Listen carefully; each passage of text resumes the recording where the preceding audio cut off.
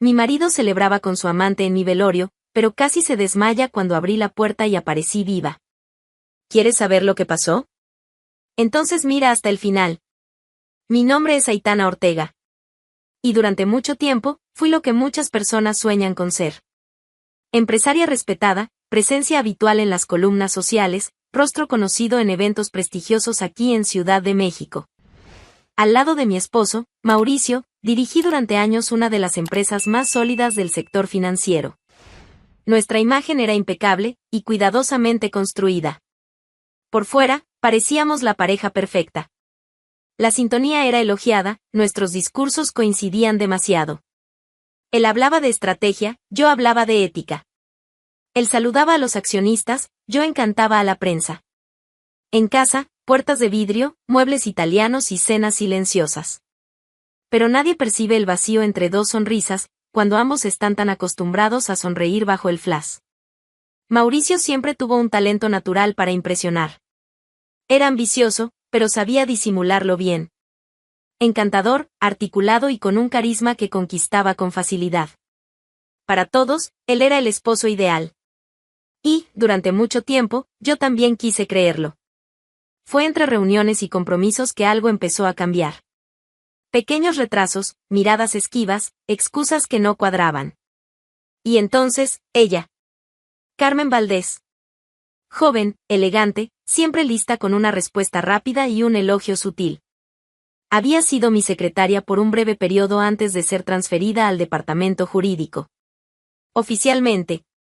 Extraoficialmente, estaba cada vez más cerca de Mauricio. El vínculo entre los dos empezó como un rumor interno. Un susurro en los pasillos. Yo, acostumbrada a las intrigas corporativas, lo ignoré. Hasta que los encuentros dejaron de ser discretos. Su voz se volvió más presente en las decisiones, sus opiniones empezaron a pesar en las conversaciones. Y las miradas, ya no dejaban dudas. No era solo cercanía profesional. Era algo que cruzaba fronteras silenciosas. El problema no estaba solo ahí. Carmen tenía prisa. Ambición. Y Mauricio, por más listo que fuera, estaba cada vez más involucrado. Él sabía que una ruptura formal conmigo tendría consecuencias jurídicas, sociales, patrimoniales. Había mucho en juego. Yo estaba en contratos, estatutos, propiedades. Sacarme del camino no era tan simple. Fue entonces cuando empezó a actuar. Pequeños alejamientos. Reducción de responsabilidades. Justificaciones vagas. Has hecho tanto, descansa más, déjame ese contrato a mí. A la prensa le encanta cuando te enfocas en la imagen institucional. ¿Y yo? Empecé a observar. Pero lo que yo no sabía, y que solo descubrí mucho tiempo después, era que Mauricio ya tenía un plan. Un plan para que yo lo dejara todo. Definitivamente. Un plan silencioso, sin confrontaciones, sin documentos. Algo que haría parecer todo un simple accidente. Un evento desafortunado e inevitable. Algo que lo mostrara como la parte vulnerable, y no como el causante. En su cabeza, todo tenía sentido. Él se mantendría en el control, la empresa seguiría con la estabilidad necesaria, y su nueva vida con Carmen podría, por fin, comenzar sin escándalos ni batallas legales.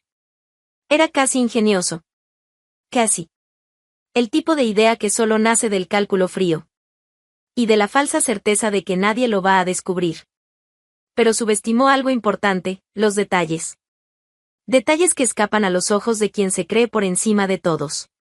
Palabras dichas en momentos inoportunos, actitudes que pasan desapercibidas, y la presencia constante de personas que, por más invisibles que parezcan, ven mucho más de lo que demuestran. En aquellos días, yo aún vivía normalmente. Seguía con mi rutina, entre reuniones, entrevistas y eventos. Aparecía elegante en los cócteles y volvía sola a una casa cada vez más silenciosa. Aún no sabía nada. Aún no había entendido lo que realmente pasaba detrás de las sonrisas. Pero el destino ya estaba en movimiento. Esa mañana, mientras tomaba mi café en la terraza, Mauricio salió apurado, como venía haciendo en las últimas semanas. Dijo algo sobre revisar un contrato importante, mencionó nombres, plazos, cifras. Todo parecía normal. Pero detrás del discurso ensayado, había otro destino. Un encuentro que no mencionaba. Y una conversación que jamás debió ser escuchada. Al otro lado de la ciudad, en la sede de la empresa, dos nombres que no aparecían juntos en ninguna reunión oficial estaban encerrados en una sala poco usada, al fondo del edificio. Mauricio y Carmen. Esa mujer ya no se conformaba con ser sombra. Quería espacio. Y para eso, necesitaba asegurarse de que los obstáculos fueran eliminados del camino. Lo que no sabían era que, mientras detallaban sus ideas con entusiasmo, alguien al otro lado del panel hacía su trabajo como todos los días. Javier. Un trabajador de limpieza. Discreto, meticuloso, ignorado por casi todos. Para los altos ejecutivos, Javier no era más que el chico del carrito. Invisible, como siempre. Pero esa mañana, no solo estaba limpiando el suelo. Estaba escuchando. Sin querer, pero escuchando. Una frase suelta. Una palabra fuera de lugar. Y entonces, todo. Carmen hablaba con la emoción de quien se siente en control. Mauricio, más contenido, pero igual de comprometido.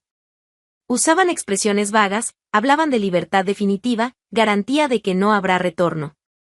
Y entonces, llegó la frase que le heló la sangre a Javier. Mañana es el día. Ella no va a entender nada. El coche ya está casi listo. Será el último paseo de Aitana. En ese instante, Javier dejó de respirar. El trapo cayó de su mano. Su mente intentaba encontrar otra explicación. Tal vez era sobre un viaje. ¿Un proyecto? ¿Una metáfora? Pero todo en el tono, en la secuencia de frases, en las risas ahogadas después, todo indicaba algo sombrío. Algo malo. Sabía que había escuchado lo que no debía. Y ahora, no podía fingir que no lo había oído. Pasó el resto del turno en silencio. El estómago revuelto, la mente acelerada. Por unas horas, pensó en ignorarlo. En irse a casa y dejar que las cosas siguieran su curso. Al fin y al cabo, ¿quién era él? Un empleado de bajo nivel. Nadie le creería. Peor aún, podría ser despedido, acusado de inventar. Pero, al imaginar mi imagen, yo, siempre amable con él, saludándolo con un buenos días sincero, algo dentro de él cambió. Al final del turno, tomó una decisión. Con pasos vacilantes pero firmes, se dirigió a mi oficina. Golpeó la puerta, como siempre hacía. Y cuando lo invité a entrar, noté su expresión. Algo no estaba bien. Señora Aitana, empezó, con la voz entrecortada, perdóneme, pero, hay algo que usted necesita saber. Es serio. Cerré la notebook. Di un paso hacia él. Javier cerró la puerta discretamente y se acercó, como si todo el edificio estuviera escuchando. Y entonces, contó. No usó adjetivos. No dramatizó. Solo relató. Palabra por palabra. Lo que vio. Lo que escuchó. Y cuando terminó, hubo un silencio que pareció eterno. No podía moverme. Sentía como si el mundo se hubiera volteado por completo. Solo miré a Javier, sin saber cómo seguir respirando. Minutos después, levanté el mentón, acomodé el cabello y dije, con la voz más firme que logré reunir. Si ellos quieren quitarme del camino, entonces van a tener que presenciar mi propia despedida. Javier, sorprendido, intentó decir algo, pero lo interrumpí. Vamos a actuar. Pero a nuestra manera. Esa noche, la fachada de tranquilidad permaneció. Cené con Mauricio como si nada hubiera cambiado. Sonreí. Hablé de reuniones y eventos. Él me escuchaba con esa expresión de siempre, fingida, artificial. No sabía que, en ese momento, el rol ya había cambiado. Tras bambalinas, un nuevo plan empezaba a tomar forma. Javier estaba conmigo. No por interés, sino por valentía. Un gesto simple, de alguien que no podía cargar el peso del silencio. Y fue esa elección la que abrió la primera grieta en la estrategia fría que habían montado contra mí. A la mañana siguiente, mientras Mauricio salía rumbo a la oficina, con la misma tranquilidad de siempre, o tal vez con un alivio silencioso reflejado en el rostro, actué. Tomé el teléfono y llamé directamente al número que había guardado solo para emergencias. No era cualquier mecánico. Era alguien de confianza, discreto, leal. Cuando atendió, fui directa. Necesito que vengas a mi casa. Ahora. Es urgente. Y por favor, no le digas nada a nadie. En menos de una hora, ya estaba en el garaje. Lo llevé hasta el coche sin dar demasiados detalles. Solo le pedí que revisara el sistema de frenos con atención. Me lanzó una mirada desconfiada, pero no hizo preguntas. Trabajó en silencio. Y tras casi 2 horas de inspección minuciosa, se levantó, se limpió las manos con un trapo de franela y dijo: Tuviste suerte de llamarme hoy. Esto estaba preparado para dejarte tirada. Y no de forma suave. Por un instante, el aire me faltó, pero me mantuve firme. Agradecí con un gesto de cabeza y le pedí que arreglara todo, y que lo dejara tal como estaba antes. Él entendió. Corrigió lo que había sido alterado y, lo más importante, no dejó rastros. El coche parecía intacto. Ni una marca, ni una pista de que había sido manipulado. Con el vehículo ahora seguro, la segunda parte del plan entró en acción. La desaparición. Esperé a que cayera la noche. Mientras Mauricio tomaba vino en la terraza, contemplando la ciudad con ese aire satisfecho, subí alegando cansancio. Cerré la puerta del cuarto y, detrás de ella, me cambié de ropa. Me puse unos jeans oscuros, una blusa de cuello alto y recogí el cabello en un moño apretado. Tomé una mochila pequeña con lo esencial y salí por la entrada de servicio. Afuera, Javier ya me esperaba. Conduje con calma, pero con los nervios a flor de piel. Aquello no era una fuga, era una jugada. Después de casi una hora, llegamos al destino, la modesta casa de Javier, en un barrio apartado, donde nadie jamás pensaría en buscarme. Allí, él abrió el portón de hierro oxidado con cuidado y me guió hasta el patio trasero, donde había un pequeño cobertizo cubierto con una lona azul. Escondimos el coche allí. Aquí nadie va a encontrar nada, dijo. Y le creí. Pocas horas después, sonó el teléfono de Mauricio. Era Javier. Del otro lado de la línea, su voz salió entrecortada, con el tono justo de desesperación fingida. Señor Mauricio, pasó algo. La señora Aitana salió en coche y no volvió. Llamaron desde la carretera, parece que hubo un accidente. Dijeron que no hubo nada que hacer. El silencio del otro lado fue breve. Muy breve. Y cuando Mauricio respondió, su voz fue baja, casi temblorosa. Dios mío, encárgate de todo, por favor. Yo no puedo. Esto me destruyó. Su actuación fue digna de aplausos. Javier fingió llorar. Y colgó. En ese momento, yo estaba sentada en el viejo sofá del salón de Javier, escuchando todo. Solo miraba la pared. La sensación era extraña. Yo había desaparecido, sin haberme ido realmente. Durante el resto de la madrugada, dejé que mi cuerpo sintiera el peso de todo. Seguía siendo surrealista pensar que la persona con la que dormí durante años había planeado sacarme de su vida como si yo fuera un obstáculo incómodo. Pero ahora, era él quien creía que todo había salido según su plan. El ambiente era sobrio. El salón reservado para la ceremonia quedaba en el barrio de Salamanca. Cortinas oscuras, arreglos florales cuidadosamente ubicados, y un ataúd cerrado. Nadie preguntaba por qué. Tal vez por el estado en que, supuestamente, quedó todo tras el accidente. Tal vez por respeto. O, quizá, por miedo al bochorno de preguntar demasiado. La verdad es que nadie allí sabía nada con certeza. Solo lo que se había divulgado: Aitana Ortega había sufrido un accidente en carretera y no sobrevivió.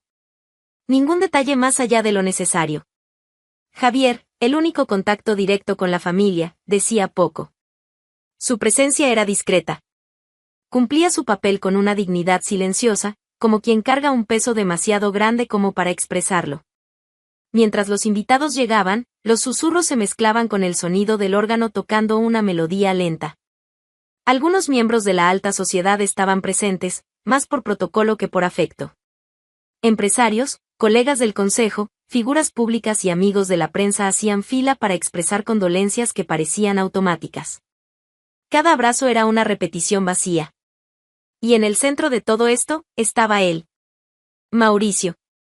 Vestía un traje impecable, gafas oscuras incluso en un lugar cerrado, y la barba descuidada, cuidadosamente descuidada, como si la tristeza le hubiese impedido cuidarse. Caminaba con pasos medidos, recibía los pésames con gestos comedidos, evitaba conversaciones largas. Un retrato convincente del hombre devastado. Pero detrás de esa fachada, había algo diferente. Una leve relajación en los hombros, casi imperceptible. Un descanso disfrazado de dolor. A su lado, Carmen. Vestida completamente de negro, tacones de aguja, el cabello recogido en un moño elegante. No había lágrimas.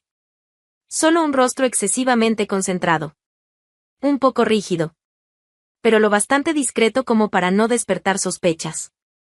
En momentos de descuido, sus ojos brillaban con una energía contenida, no de luto, sino de anticipación. Saludaba a los invitados con suavidad, inclinando la cabeza y murmurando palabras dulces, como si la pérdida fuera real. Sabía exactamente cómo actuar. En determinado momento, cuando el flujo de personas se dispersó, Carmen se acercó a Mauricio. Le tocó levemente el brazo y se inclinó hacia su oído. Su voz fue baja, casi inaudible, pero lo suficientemente clara para quien estuviera cerca. Por fin libres. Él no respondió con palabras. Solo le apretó la mano. La mirada que intercambiaron fue breve, pero intensa. Había complicidad. Seguridad. Una confianza arrogante de que lo peor ya había pasado. Y tal vez, para ellos, así era. Lo que nadie sabía era que ese velorio era el escenario de una gran farsa. Y que el cuerpo que todos vinieron a velar, nunca estuvo allí. Carmen circulaba con dominio. En un rincón, susurraba con un asesor jurídico de la empresa. En otro, intercambiaba sonrisas contenidas con una directora de marketing. Ya se comportaba como alguien con un lugar asegurado en el nuevo ciclo que se avecinaba. Como si estuviera ensayando el papel de nueva compañera, poco a poco, discretamente. Como si el lugar al lado de Mauricio estuviera siendo preparado para ella. Y tal vez lo estaba. Mauricio, por su parte, no cometía ni un solo error. Hablaba poco, pero lo suficiente. Y el silencio, ese era su mayor truco. Dejaba que los demás llenaran los vacíos.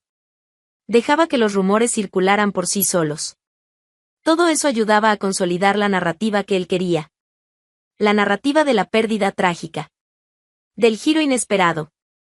Del duelo que debía ser respetado. Pero lo que no esperaba era la incomodidad creciente entre algunas miradas más atentas. Algunos familiares de Aitana, especialmente los más cercanos, notaron la frialdad. La ausencia de emoción genuina. Una prima le comentó a otra, en voz baja. No parece que haya perdido a su esposa, parece que perdió un vuelo. Eran comentarios discretos, susurrados entre abrazos. Pero estaban allí. Presentes. Resonando por los pasillos silenciosos del salón. Javier, al fondo de la sala, lo observaba todo. En silencio. Sus manos apretaban el sombrero entre los dedos. Sus ojos iban de un lado al otro, atentos, desconfiados. Vio cada gesto de Carmen. Vio cada emoción falsa de Mauricio. Pero se mantuvo en su lugar. Sabía que su papel era mantener todo como estaba planeado. Por más difícil que fuera. Nunca fui fanática de las ceremonias, mucho menos de los homenajes forzados. Pero confieso, no me lo perdería por nada. Imagina, todos tus queridos reunidos en un salón elegante, creyendo que te fuiste trágicamente, mientras tú estacionas el auto en la esquina, te retocas el labial y bajas del vehículo como si estuvieras entrando a una pasarela. Inolvidable. Lo primero que sentí al cruzar la puerta fue el aliento tibio del bochorno colectivo. El ambiente se detuvo. Se detuvo de verdad. Parecía que habían congelado el tiempo en el segundo exacto en que mis tacones tocaron el mármol. Las conversaciones cesaron. Las cabezas giraron al unísono, como si fuera coreografía. Y entonces, el sonido apagado de alguien dejando caer una taza retumbó, seguido por una señora que soltó un "madre mía", con la mano en el pecho. Pero lo mejor aún estaba por venir. Mauricio se giró lentamente. Y su cara valía cada minuto de mi desaparición. Parecía un hombre que vio a su ex en el altar, con el testamento en la mano. Su boca se abrió, luego se cerró, luego se abrió de nuevo, como si intentara recordar en qué parte del plan yo debía haber desaparecido para siempre. ¿Carmen? Ella quedó paralizada. Tensa. Los ojos abiertos como quien acaba de ver un error en su propio guión. Hizo ademán de levantarse de la silla, pero se congeló a mitad de camino. Si existiera un Oscar al pánico interno mal disimulado, se lo llevaba fácil. Caminé hasta el centro del salón. Cabeza en alto, pasos firmes. Y comencé. Hola. Sorpresa, ¿verdad? Lo sé, yo también me sorprendí al ver la lista de invitados. Ni en mi boda apareció tanta gente. Alguien se rió. Sonó más como un sollozo nervioso, pero sirvió. Confieso que me siento halagada. Flores, discursos, un hermoso homenaje. Solo olvidaron confirmar conmigo si yo realmente estaba disponible para ser homenajeada hoy. Mauricio se acercó, vacilante. Ojos desorbitados, manos temblorosas, la respiración entrecortada.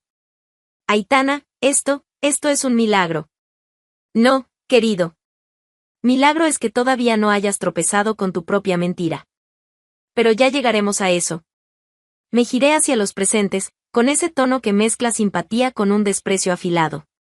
Imagino que estén confundidos. Permítanme ayudar. Lo que ocurrió fue un plan muy bien orquestado, por gente que cree que el mundo gira en torno a su propio ombligo. Gente que piensa que puede tomar decisiones por mí. Gente, como mi marido. Las miradas se dirigieron hacia él. Carmen seguía sentada, rígida, como si intentara teletransportarse a cualquier lugar lejos de ahí. Hasta su suspiro parecía programado. Lo que este caballero planeó fue un accidente conveniente. Una pequeña sabotaje. Discreta, calculada. Y, claro, elegante, porque, en el fondo, él jamás ensuciaría sus propias manos. Solo la reputación de los demás. Silencio. Un silencio pesado, pero delicioso. Aquellos que antes murmuraban ahora se limitaban a tragar en seco. ¿Lo más irónico? Casi lo logra. Casi. Pero entonces, apareció Javier. Javier, allá al fondo de la sala, bajó la cabeza discretamente. No quería atención. Solo hizo lo que creía correcto. Y por eso, lo respetaba aún más. Fue gracias a él que hoy estoy aquí. Viva. Entera. Y con una lista de verdades atoradas en la garganta. Volví mis ojos hacia Carmen. Ella seguía sin reacción. Congelada. Hasta que finalmente murmuró una frase. Eso no tiene sentido. Sí lo tiene, Carmen. Y tú lo sabes muy bien. Desde que te infiltraste en mi vida como quien solo quería ayudar en lo administrativo. Y terminaste ayudando a mi marido a organizar mi salida. Discreta, claro. Porque ustedes son discretísimos, ¿verdad? Alguien tosió en un rincón. Una señora se levantó despacio, acomodando el vestido como si aquello fuera una obra demasiado incómoda para seguir viendo. Para ustedes dos, yo era un problema. Un nombre que había que eliminar con cuidado. Pero cometieron el error clásico, subestimar a una mujer que construyó todo lo que hoy ustedes intentan controlar. Caminé de vuelta hacia la puerta. Sin prisa. Dejando que las palabras resonaran en las paredes. Antes de salir, miré por encima del hombro. Voy a retomar mi vida. Y la empresa. Si alguien quiere venir conmigo, genial. Si prefiere seguir a la pareja dinámica, está bien. Pero aviso, su espectáculo termina hoy. Y me fui. Así de simple. Detrás de mí quedó una sala donde el silencio gritaba, los rostros ardían y los planes se venían abajo. Algunas historias terminan en tragedia. Otras, en redención. La mía, terminó con titulares. A la mañana siguiente del velorio, los periódicos de la capital publicaron lo que nadie jamás esperó leer: empresaria dada por muerta reaparece y expone plan de sabotaje. Con eso bastó. La ciudad entera volvió la mirada hacia la pareja que, hasta ayer, representaba elegancia y éxito empresarial. De un día para otro, Mauricio y Carmen se convirtieron en sinónimos de escándalo, y no precisamente uno discreto. Las redes sociales hicieron lo que mejor saben hacer: amplificar. Circulaban videos con fragmentos de mi entrada al velorio, grabados discretamente por alguien con buen ángulo y cero sentido de límites. La mujer que volvió del más allá, decían. El regreso de Aitana, etiquetaban. Algunos reían. Otros se indignaban. Pero todos comentaban. En la oficina, el impacto fue inmediato. Reuniones de emergencia, accionistas en pánico, marcas queriendo desvincularse del nombre de Mauricio. Los correos que antes terminaban con atentamente ahora venían con pedidos de renuncia. Y los contratos, desapareciendo como por arte de magia. Él intentó resistir, claro. Primero, fingiendo sorpresa. Luego, intentando invertir la narrativa. Calumnia, le dijo a la prensa. Trampa, comentó en un audio filtrado. Pero las piezas no encajaban. Porque no había manera de rehacer el tablero. La verdad ya estaba esparcida, viva, circulando por los pasillos de la empresa, en los cafés de los periodistas, en las ruedas de inversionistas. Presentó un recurso, intentó contener los daños con comunicados fríamente calculados, e incluso buscó apoyo en antiguos aliados. Pero nadie quiere ser amigo de un barco que se hunde. Poco a poco, fue quedándose solo. Y entonces vino el proceso. La investigación encontró indicios más que suficientes de que algo había sido manipulado en mi coche. Documentos, testimonios, cruces de mensajes. Nada demasiado explícito, Mauricio era cuidadoso. Pero había demasiados huecos para tapar. Carmen desapareció del mapa en cuanto los primeros nombres salieron en las noticias. Literalmente. Abandonó el apartamento alquilado a toda prisa y desapareció como un fantasma arrepentido. Él, no. Se quedó. ¿Orgullo? ¿Obstinación? ¿O solo la ilusión de que todavía controlaba algo? No lo sé. Solo sé que, meses después, se hizo justicia. Él lo perdió todo. La empresa, el prestigio, las invitaciones a eventos, los apretones de mano teatrales en las convenciones. Perdió la libertad de ir y venir como le daba la gana. No por venganza. No por espectáculo. Sino por consecuencia. ¿Y yo? Volví a la cima. Pero no sola. Asumí el control total de la empresa, con el aval de los consejeros que, ahora, apenas podían mirarme a los ojos.